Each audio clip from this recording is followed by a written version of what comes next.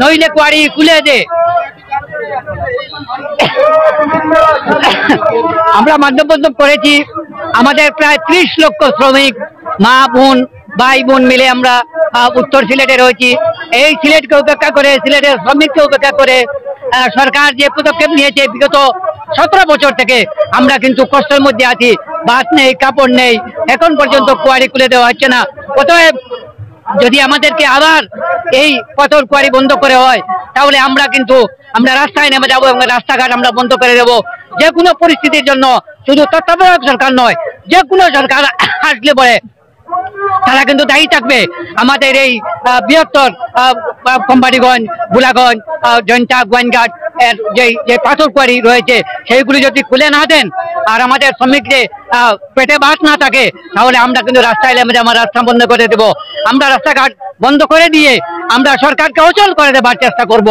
যদি সে পর্যন্ত যেন সরকার আমাদেরকে না নেয়, তার যেন শুভবুদ্ধির উদয় ঘটে। ইতিমধ্যে আমরা শুনেছি যে সরকার, তত্ত্বাবধায়ক সরকারের একজন উপদেষ্টা এসে এখানে বলেছিলেন সিলেটের দাবি দেওয়ার কোনো যুক্তি নেই, কিংবা এটা পাথর কোয়ারি করে দেওয়া হবে না। আমরা তাকে পাইনি। যদি আমরা পেতাম, তাকে আমরা কিন্তু বন্ধ করে দিতাম, তার গাড়ি বন্ধ করে দিতাম। এত দৃষ্টান্তমূলক আমরা কিন্তু তার একটি আমরা দিয়ে দিতাম। আমাদের মধ্যে কাপড় নেই, ভাত নেই, আর তারা গাড়ি চড়ে, পাঁচুরি জিপ করে, তারা সেরাটন হোটেলে খেয়ে তারা কথা বলবে আর শোষণ শাসন করবে, এটা কিন্তু আমরা কখনো মেনে নিতে পারি না। সিলেটবাসী মেনে নিতে পারে না। তাই আমি বিশেষ করে সিলেটি পঞ্চায়েতের পক্ষ থেকে আমি বলবো, 30 লক্ষ মানুষের পেটে ভাত নেই, কাপড় নেই, মা বোনদের অনেক কিছু নেই। আজকে উপাসের মধ্যে আছে প্রত্যেকটা মানুষে। এখানে মিছিলে এসেছে সব মানুষ, পানি নেই, মিছিলের মধ্যে খাওয়ার নেই, অনেক দূর দূরান্ত থেকে মানুষ এসে গাড়ি ভাড়া খেয়ে দিবে। আমরা আশা করছি এই মানুষগুলোর প্রতি যদি সহানুভূতি না হয়, তাহলে বাংলাদেশ বাঁচবে না। কারণ আমরা জানি এই সিলেট থেকে যত নির্বাচন হয়েছে, সিলেট থেকে যারা বিজয়ী হয়েছে, তারা এই সরকার গঠন করেছে।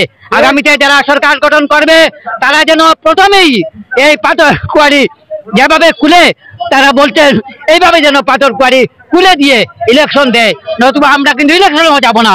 আমাদের মধ্যে ভাত নেই, কাপড় নেই, আমরা কিভাবে সেন্টারে যাব, ইলেকশনে যাব?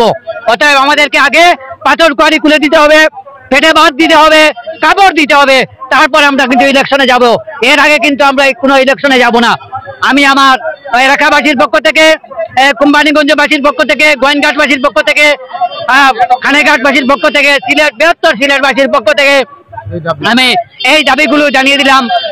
আন্তর্জাতিক খ্যাতি সম্পন্ন এই মানুষ, আমাদের তত্ত্বাবধায়ক সরকার প্রধান ডক্টর নোবেল বিজয়ী ডক্টর মোহাম্মদ ইউনূস মহোদয়কে বলেছি, আপনি এই আজকের প্রতিবাদ সবার কথা শুনুন, জানুন, এবং অনতিবিলম্বে আপনার যে দায়িত্বে রয়েছেন, যিনি এই তত্ত্বাবধায়ক সরকারের সদস্য, তাকে পাঠিয়ে আপনি এই বাস্তবে এটা দেখুন আমাদের কি হয়েছে। সেখানে যান, জাফলংকে দেখুন, পাথর কোয়ারি দেখুন, তখন দেখবেন আমাদের অবস্থা।